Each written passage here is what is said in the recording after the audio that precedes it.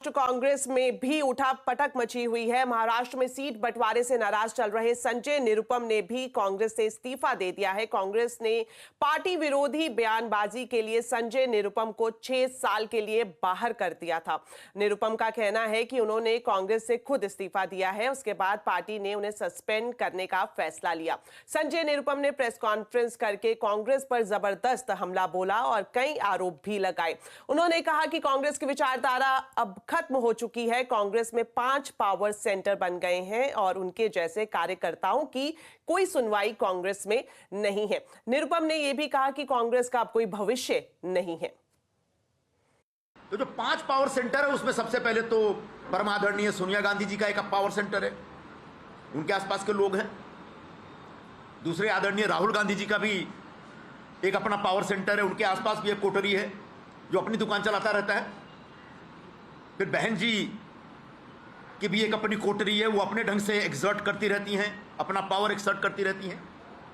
अध्यक्ष महोदय हैं, उनका भी एक पावर सेंटर बन गया है। उनके आसपास जो लोग हैं वहां तो ऐसे ऐसे लोग हैं जिनके पास कोई राजनीतिक अनुभव नहीं, कोई राजनीतिक आधार नहीं, अचानक उनके साथ जुड़ के वो हाईकमान बन गए और इस तरह की बातें करते, इस तरह की भाषा का इस्तेमाल करते जो मैं आपके सामने यहां प्रस्तुत नहीं कर सकता। और आखिरी एक जो पावर सेंटर है जनरल सेक्रेटरी ऑर्गेनाइजेशन का वेणुगोपाल जी का, वो भी एक पावर सेंटर बना हुआ है भाई। वो भी अपने ढंग से अपनी राजनीति करते रहते हैं। कांग्रेस पार्टी में जो ये टकराव चल रहा है लॉबियों का, उसकी वजह से कांग्रेस के बाकी राज्यों में बैठे जो लीडरशिप है, जो मेरिटोरियस लोग हैं, जो योग्य लोग हैं, उन लोगों का कष्ट बढ़ता चला जा रहा है।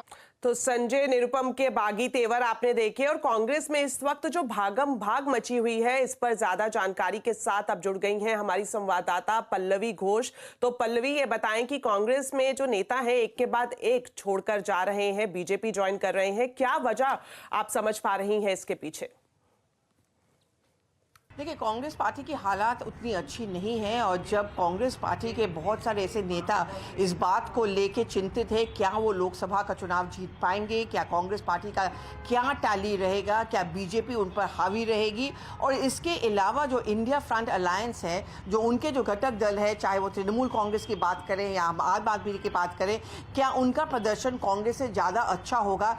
ऐसे में जो कांग्रेस के नेता हैं, जो उम्मीदवार भी हैं, वो काफ़ी चिंतित हैं जाहिर तौर पर। और क्योंकि ये चिंता है, इसलिए उनमें एक राय नहीं हो पा रही है कि जो स्ट्रैटेजी हम लेके आगे चल रहे हैं उस स्ट्रैटेजी से पर हम कामयाब होंगे। सबसे पहले मैं बात करूंगी जैसे गौरव वल्लभ, जिन्होंने कांग्रेस छोड़ के बीजेपी का हाथ थामा, लेकिन जाते जाते उन्होंने 2 ऐसे मुद्दे उठाए जिसको लेके काफ़ी मतभेद है पार्टी के भीतर।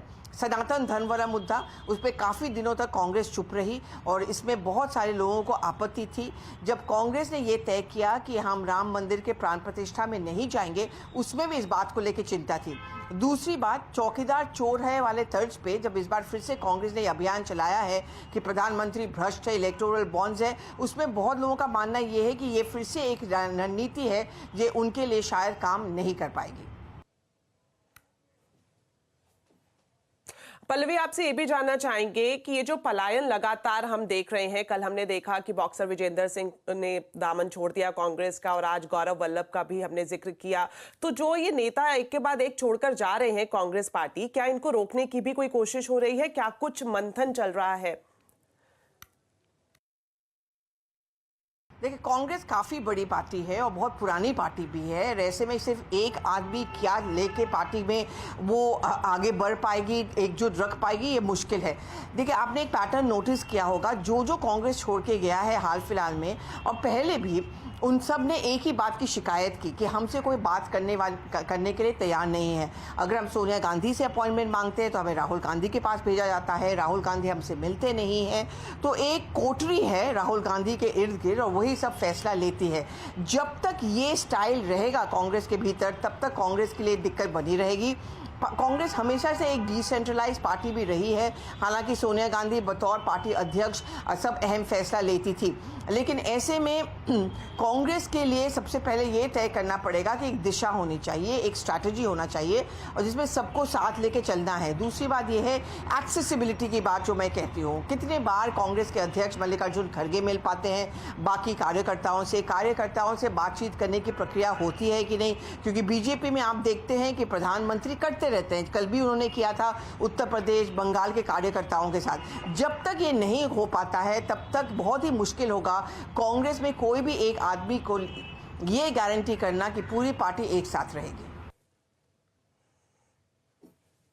शुक्रिया पल्लवी इस पूरी खबर के लिए। तो कांग्रेस में चुनाव से पहले क्यों मची है भगदड़, आज चुनाव अड्डा मेसी पर करेंगे बड़ी चर्चा शाम 7:57 पर।